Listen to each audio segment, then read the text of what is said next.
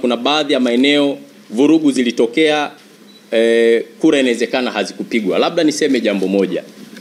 Vurugu nyingi nchini zilianza mchana majira ya saa 6.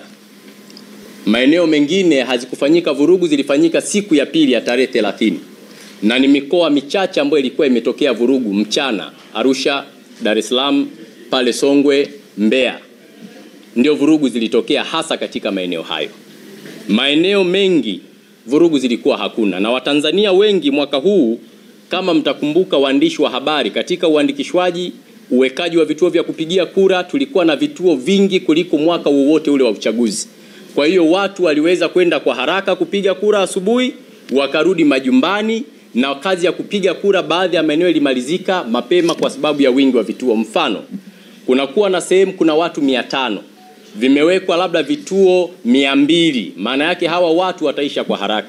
Zamani ilikuwa watu 500, kuna vituo labda 7 vya kupiga kura, maana yake hapo unakuta mistari ilikuwa ni mirefu sana. Lakini ni kuhakikishie kwamba Watanzania wengi wamepiga kura, na kuthibitisha hilo, hata wakati wa mikutano yetu ya kampeni mliona namna gani waandishi wa habari Watanzania walivyokuwa wanajitokeza katika kampeni za Chama cha Mapinduzi.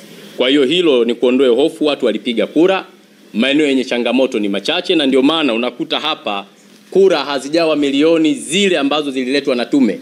Hapa tuna ushindi wa 97%, haujawa 100%. Maana yake kuna maeneo watu inawezekana wamepigia vyama vingine kwa sababu ndiyo demokrasia, lakini vurugu ile haikuathiri moja kwa moja zoezi la upigaji wa kura. Nimesema kitakwenda kuisimamia serikali. Kwanza lazima tufahamu serikali iliyoko madarakani ni serikali ya Chama cha Mapinduzi.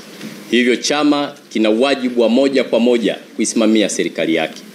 Kwa hiyo jambo la kwanza, endapo watakuwepo viongozi wazembe ndani ya serikali yetu, chama hakitasita kuchukua hatua. Moja, kwa kushauriana na mwenyekiti wa chama ambaye ndiye rais, kwa sababu wajibu wa chama ni kufuatilia utekelezaji wa ilani ya uchaguzi. Chama kimesema kitajenga barabara, mfano ameteuliwa waziri au naibu waziri ameshindwa kutimiza wajibu, lazima tutamweleza mwenyekiti na tutakaa kwenye vikao vya chama na kuwachukulia hatua.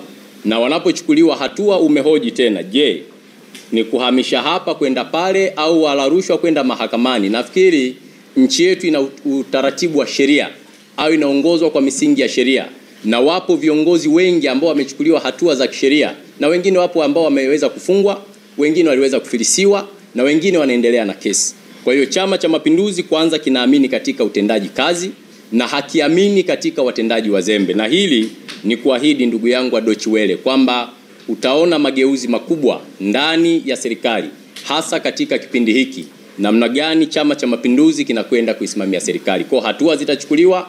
Endapo mtu amekula rushwa atapelekwa mahakamani moja kwa moja. Hakutakuwa na jambo la kupepesa macho katika hilo.